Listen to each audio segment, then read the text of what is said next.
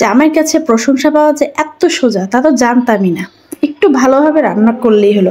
আসসালামু আলাইকুম, কেমন আছেন সবাই? আমার নতুন একটা ভিডিওতে সবাইকে আমন্ত্রণ জানাচ্ছি। আপনাদের সাথে গল্প করতে করতে কিন্তু আমি রান্নাবান্নাগুলো সেরে ফেলি। তো আজকেও তাই করব। আপনাদের সাথে গল্প করতে করতে আমার রান্নাবান্না সেরে ফেলবো। তো আজকে রান্না করব আমার ভীষণই পছন্দের পালং শাকের তরকারি, মাছ কষিয়ে।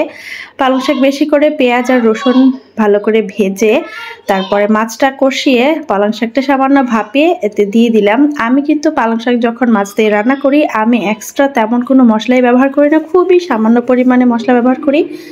সামান্য একটু হলুদ আর সামান্য একটু জিরা দিব। আমি কিন্তু কোনো রসুন বাটা বা আদা বাটা কিছু ইউজ করি নাই, রসুন এবং পেঁয়াজ ভেজে দিয়েছি। এভাবেই করে আমি রান্না করি। আমার কাছে এভাবে রান্না করলে পালং শাকটা বেশি মজা হয়।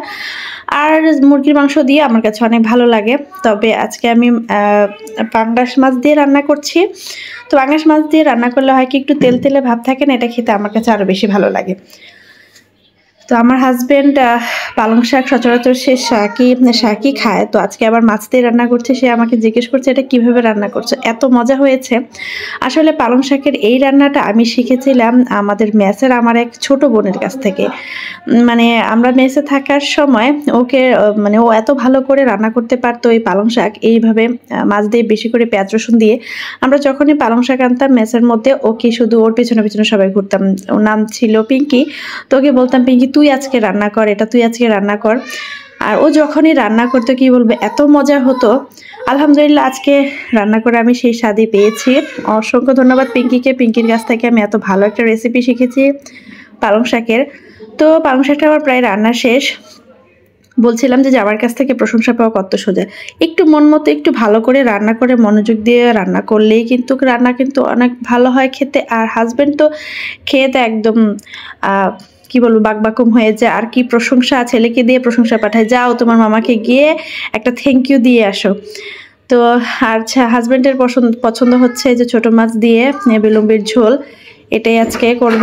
পুরুষ মানুষের নাকি মনের রাস্তা, পুরুষ মানুষ না মানে মানুষের মনের রাস্তা নাকি পেট হয়ে যায়, যার জন্য পেট শান্তি তো মন শান্তি। আর ভালো করে রান্না করতে পারলে তো পেট মন দুটাই শান্তি। আর ছেলেটার জন্য এই যে পাঙ্গাস মাছ একটা আস্ত দিয়ে রেখেছি পালং শাকের সাথে, হয়ে যাবে। এটা পড়বে তুমি? ভয়েস ওভার করার সময় তো আমার ছেলে আমার আগে পিছে ঘুরবেই, ওকে আটকে না রেখে ভয়েস ওভার করা যায় না। এখন পড়বে তো আরেকটা লাগবে তো, এখানে তো একটা।